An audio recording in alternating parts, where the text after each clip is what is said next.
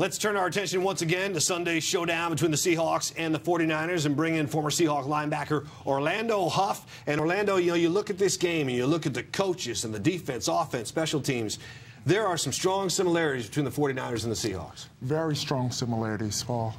These guys, they match up all across the board, even off the field. That's what's so crazy about it. You got two head coaches that had the fiery personality, two head coaches that made some interesting decisions at quarterback. Of course, with Colin Kaepernick, he made it obviously for the best of his team. He saw what Kaepernick can do in the pocket and outside of the pocket compared to Alex, and he made a business decision, and their team is doing real well because of it. And Kaepernick's 6'5". This guy's running like a gazelle. I mean, he has those long strides. What do you do to contain someone like that? Like I said, first of all, contain and understand what type of quarterback his running style is. Kaepernick has a long stride. If you let Colin Kaepernick get out of the pocket and get into open field, it's going to be a long day for our secondary once that stride opens up. Yeah. Okay, Orlando, let's look at the keys to the success of it. What do the Seahawks have to do? Obviously, score more points than the 49ers. Or what do they have to do to beat the 49ers on Sunday? Well, let's start off with special teams. Those guys have been playing great for the last 3 games. Causing fumbles, causing turnovers, a big key to success, and also a big key to a lot of these 50-point points that we're putting up by field position. Of course, we got one of the most dynamic punt returners, kickoff returners, Leon Washington, that can take the ball from any point in the field and take it back to the house. So that's going to be a crucial point in the victory for the Seahawks. Field position with the special teams. All right, when you talk about these 2 running backs in the game, Frank Gore gashed these guys first time around, and the 49ers really burned the Seahawks on a trap.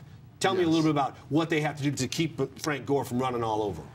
The trap is it's a quick developing play, and it can happen at any time. Our defensive line and our linebackers have to be ready at all times.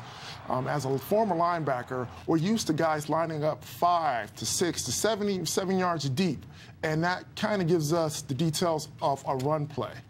But Jim Harbaugh has mixed it up to keep these guys off balance. He will run the trap at 4 yards deep. He will get the 3 technique up the field, the guard would hit, and the center will go up to the linebacker. Before you know it, Gore's off to the races, and that's what happened in the second half. Now, we see you're probably happy that you don't play anymore, so you don't have to tackle Marshawn Lynch. That guy runs angry, Orlando, and I know as big as you are, he's got to be a horse to take down. He's a very big guy. The only big guy I ever got to play was against Brandon Jacobs. Marshawn Lynch is a bigger guy because you hit him once, hit him twice, maybe hit him 3 times, and his feet still are under him. Gore's more of a slasher, slick type runner. He can also give you problems, but mostly in the open field. But as a linebacker, I mean, I would rather go against Lynch. I just don't want to take the pounding. Well, you don't have to, man. You can sit back on Sunday and you can watch this game, and we appreciate you helping us break it down. Orlando Huff, former Seahawks linebacker, joining us tonight. Hey, thanks a lot, man. Thank you for having me, Paul.